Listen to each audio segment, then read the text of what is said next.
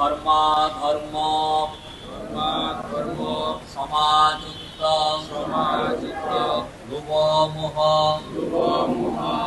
আপনারা সবাই জানেন, কিছুদিন পূর্বে রামিসার হত্যাকাণ্ড ঘটেছে, নির্মমভাবে ধর্ষণের শিকার হয়েছে। প্রতিবেশী পাশের ফ্ল্যাটে এই ধরনের হত্যাকাণ্ড ঘটেছে।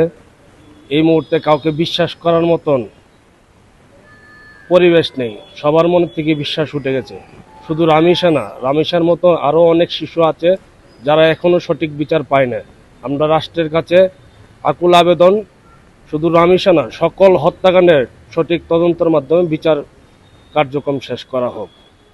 করেছি তাদের পক্ষ থেকেও একটাই দাবি জানাচ্ছি সরকারের কাছে, অনতিবিলম্বে যত দ্রুত সম্ভব রামিসা হত্যাকাণ্ডের সাথে যারা জড়িত তাদেরকে অবশ্যই দৃষ্টান্তমূলক শাস্তি প্রদান করে এই জাগতিক এবং বাংলাদেশের নাগরিকদের কাছে আপনারা একটা পজিটিভ ধারণা নেবেন। ধন্যবাদ সকলকে।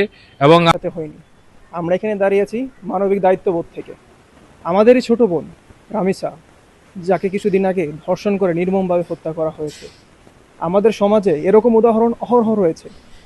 ধরতে গেলে এটি সমাজের একটি ব্যাধির মতো রূপ ধারণ করেছে। এটি যদি সমাজের জন্য একটি ভাইরাস হয়, তাহলে তার জন্য অ্যান্টিভাইরাসও দরকার। তাদের মাথায়, যারা ধর্ষক রয়েছে তাদের মাথায় এটা গেঁথে গিয়েছে যে বাংলাদেশে কোনো সুষ্ঠু বিচার নেই, আমরা যা মন চায় তাই করতে পারবো, কোনো সুষ্ঠু বিচার হবে না। প্রকাশ্যে তাদেরকে এনে দর্শকদের যদি দৃষ্টান্তমূলক শাস্তি দেওয়া যায়, এটা কাজ করবে অ্যান্টিভাইরাসের মতো।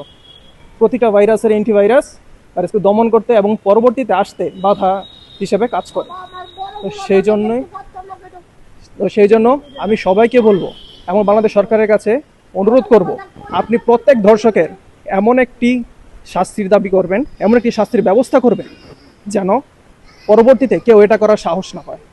সবাই ভালো থাকুক, সকল মা বোন সুরক্ষিত থাকুক। আজকে শুধু সরকারের কাছে একটি দাবি জানাতে চাই, রামিসা সহ যতগুলো হত্যাকাণ্ড এই পর্যন্ত হয়েছে একটারও বিচার হয়নি।